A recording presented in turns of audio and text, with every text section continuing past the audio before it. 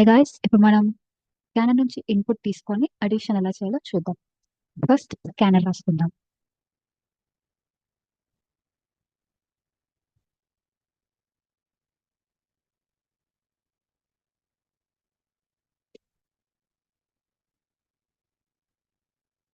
దీన్ని ఇంపోర్ట్ చేసుకోవాలి.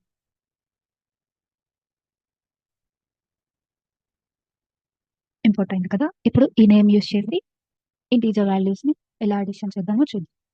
First A integer type A equals to scan. Next ఇంటిని use చేసి మనం ఇంటీజర్ ని స్కాన్ చేసుకోవచ్చు. అలాగే ఇంకొక ఇంటీజర్ ని స్కాన్ చేసుకుందాం.